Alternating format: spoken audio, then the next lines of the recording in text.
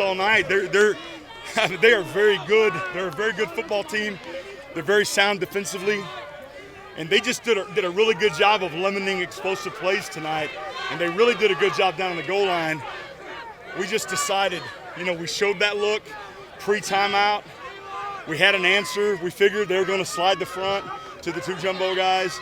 We had a counter to that, and we wanted the ball in our best players' hands. So we felt good about it.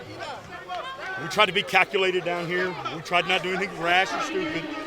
I thought we did a really good job of clock management. It scared me a little bit on the offsides because I'm thinking like we were going to throw back shoulder fade to Jace, and then they were offsides and we snapped it. That was a freeze cadence.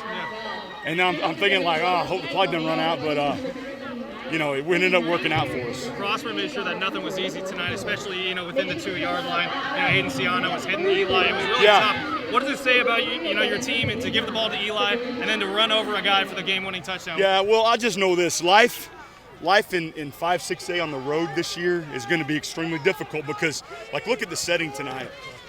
I mean, we don't have a band, we don't have a drill team, we don't have. It's hard to generate your own juice. And even at this stadium, we didn't have our fans right here. Our fans are stuck, So it felt like we were playing in front of nobody. And so for our kids that had the resiliency they kept grinding. They didn't get up even when it looked bleak. At 17-7, when they scored the last touchdown down there, when it looked really bleak, they didn't give up.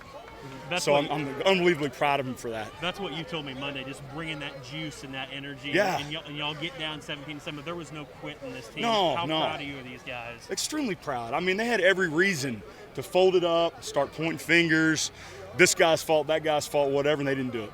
They just kept grinding. We talked about this game might be is the most important game so far, because of playoff implications, obviously a district game. What did you learn about your team tonight going up against a really, really tough, hard-hitting Prosper team? Well, I think what we learned how to win on the road in a hostile environment. Again, it's COVID 2020, right? I mean, it's not like any other road game I've ever played before. Heber in the first game of the year, but that wasn't anything like this. We had fans in the Heber game. Tonight it felt like we had no fans because of where they got seated. So, it was a hostile, difficult environment to win in.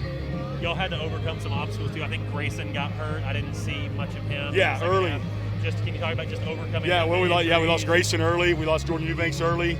We lost Knox Boyd late. Those are three of our critical guys. Yeah. But every year I would say this: it's next man up mentality. We've got depth built in, and when one guy goes down, the next guy's expected to step in. And C.J. Rice stepped in tonight and had a couple of huge catches. Moved the change. DeMarcus Howard, that was huge, And so just proud of the guys that stepped up and made plays that aren't normally guys that we have to count on. You touched on it briefly already, but just how hard did Prosper make it on you guys tonight? I mean, this was a tough game. Extremely hard, yeah. They did a really good job of limiting us.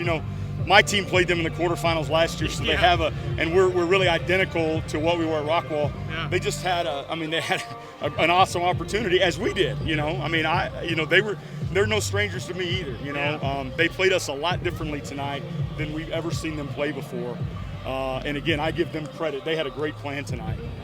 What are you saying to your team after that Prosper touchdown and make it 23? And how does it speak to their mental toughness? We knew it was big when they missed that extra point.